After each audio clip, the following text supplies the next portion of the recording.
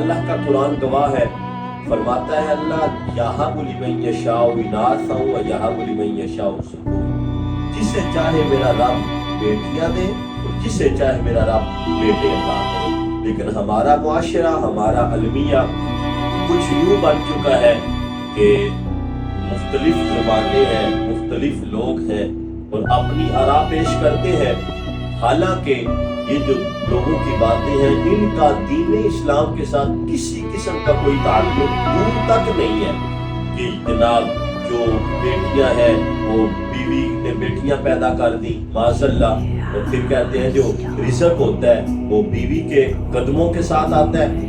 ارے بھائی جب بیوی نہیں تھی تو اس وقت بھی تو اللہ تبارک و تعالیٰ تمہیں رزق عطا کر رہا تھا نا، اور جب اللہ تبارک و تعالیٰ جس حال میں راضی ہو انسان کو اسی حال میں رکھتا ہے۔ اب کچھ لوگوں کو اللہ تعالیٰ نے بیٹے عطا کیے ہیں، بیٹیاں نہیں کی، وہ بیٹیوں کے لیے ترس رہے ہیں، لیکن جن کو عطا کی ہیں وہ یہی کہتے ہیں کہ میرے نصیب میں بس بیٹیاں تھی۔ سنے بیٹی اور بیٹے کی شان، اور پھر ان کا اپنا اپنا مقام ہے اللہ جل شانہ نے۔ جب انسان کو بیٹا عطا فرماتا ہے میرا رب، اس وقت اللہ جل شانہ اس بیٹے کو اس باپ کا بازو بنا کے بھیجتا ہے کہ یہ تو اپنے باپ کا سہارا بننا ہے، تو بیٹا ہے۔ اور پھر جب بیٹی کی باری آتی ہے، اللہ جل شانہ جب بندے کو بیٹی عطا فرماتا ہے تو میرا مالک خود کہتا ہے میں اس کا بازو بن رہا ہوں۔ دیکھیں بیٹا بننے پر، بیٹا پیدا ہونے پر اللہ تعالیٰ بیٹے کو والد کا بازو بنا رہا ہے، لیکن جب بیٹی پیدا ہو رہی ہے تو پھر اللہ جل شانہ خود اس انسان کا بازو بن رہا ہے۔ اب خود سمجھے کہ زیادہ شان والا کون ہے۔ پھر بیٹے کی شان اور ایک الگ مقام ہے۔ بیٹی کے بارے میں حضرت موسیٰ علیہ السلام اللہ کے جلیل القدر نبی ہیں، آپ کوہ طور پر اللہ سے ملاقات کرنے کے لیے جا رہے تھے تو ایک بندے نے عرض کی اے پیارے موسیٰ، اللہ کی بارگاہ میں حاضری دینے کے لیے جا رہے ہو تو ایک عرض ہے، وہ سوال ہے، پوچھ کے آنا۔ آپ نے فرمایا جی۔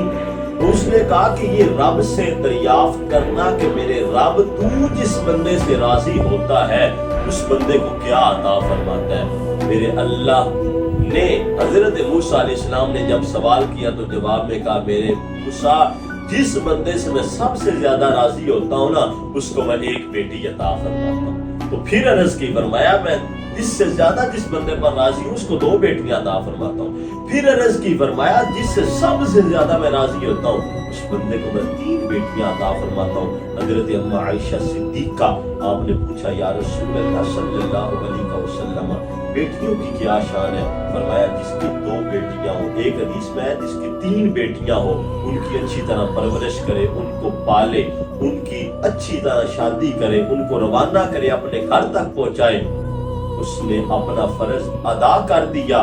اس بات پر کریم نبی نے فرمایا قیامت والے دن میں محمد کے ساتھ اس طرح وہ بندہ ہوگا جس طرح میری یہ 2 بیٹیاں، لیکن اتنا قریب ہوگا کہ بیٹے حضور علیہ السلام کو بھی اللہ جل شانہ نے 3 بیٹے عطا فرمائے۔